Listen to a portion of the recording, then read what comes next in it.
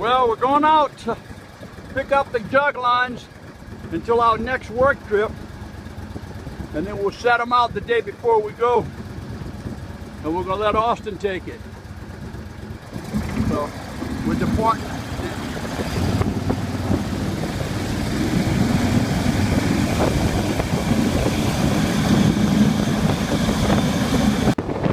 Would you have expected anything less? Well, Austin and I came up to clean out some of the trash and bring a few things.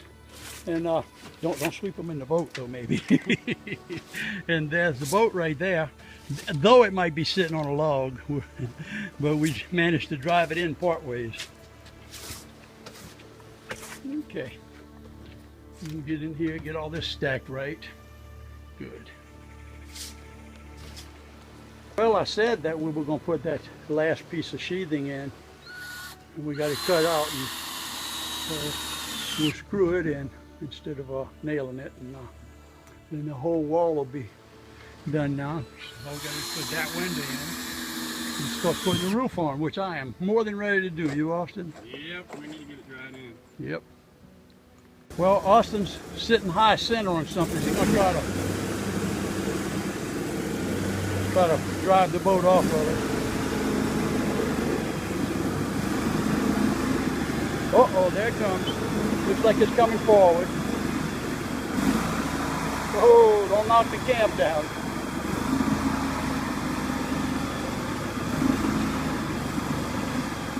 There you go.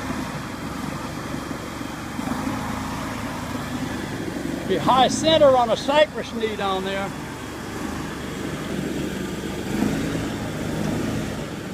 There you go, it's moving forward though.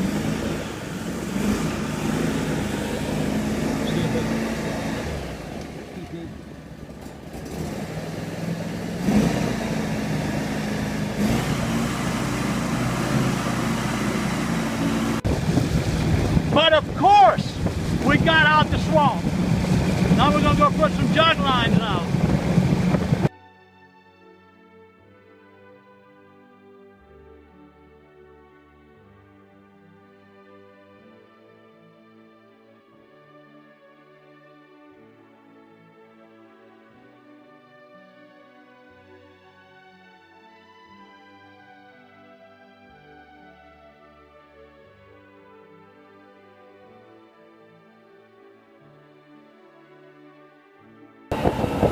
Well, BC and I are going and run some of his crawfish traps. This is what he does during his off of college days. We have the boat loaded.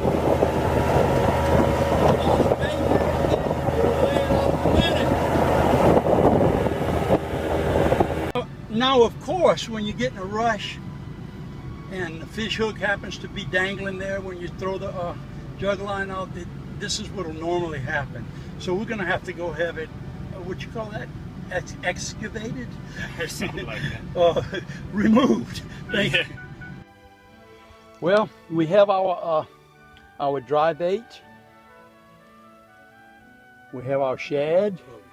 Pogie. Oh, those are pogie, man. It shows you how. But you know what? One of the things, the swamp is beautiful. People out here crawfishing all the time, but you ever wonder how can a person can get through a whole day of crawfishing without ever touching a Mountain Dew? That just gets past me. Yeah, we're going to run some crawfish traps again. Thunderstorm got us yesterday, but today we should have a better one.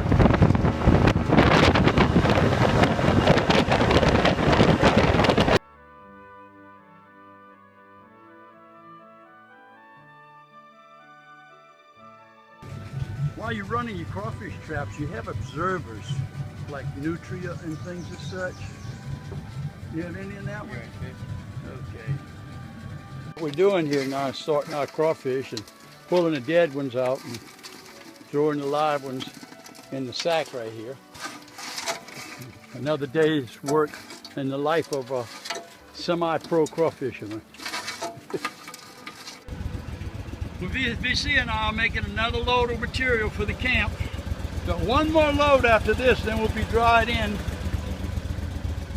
And so we're gonna head on out there. And as you know, if you're gonna have the energy to do such a thing, you have to have your Mountain Dew.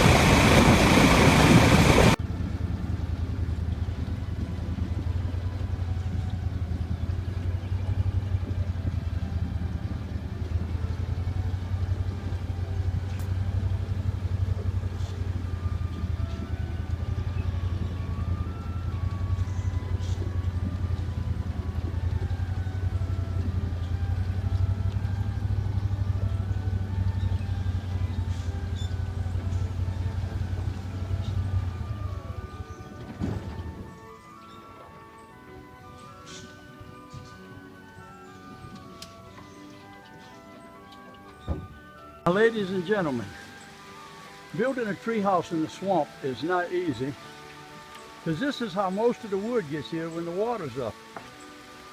It's a little too low for the boat to come in, and there's a stump down there that high centered us last time we were here. But this is how it's gotten here. Of course, it's raining, and we're not really protected here, the woods here, because we still haven't opened to the sky. Now, that's going to all change within the week, God willing. We got that in. We haul this in. It's raining. And then we haul this in. Now, the reason it's not covered, that's all treated wood. What's under here is non-treated, like the ceiling joists and rafters. Well, we're making load after load of wood. This right here is the ridgepole. Brought some more wood in, some ladders. We're gonna kind of start framing up this end right here. Well, we're replacing all the cap rails now. We're putting the ones to tie the walls in, getting it screwed so we can put the ridgepole and all up. We did install one ridgepole support, and we're going to take it from there. Ah. Huh? Debug? No, lost. Oh, they don't eat much. Louisiana wasp. One of them hurts, but man, a dozen of them, you kind of say, oh, it's over. Austin told me that he does everything according to code when I'm filming him, and then when I stop the film, he tries to sneak all the shortcuts behind my back. Well, we're putting the last cap rail on. We're going to put the last ridgepole support and try to stand it up. Boy, it's such a pretty view up there, isn't it? It's going to be closed one day, thank God. Now, y'all have all been through this drill.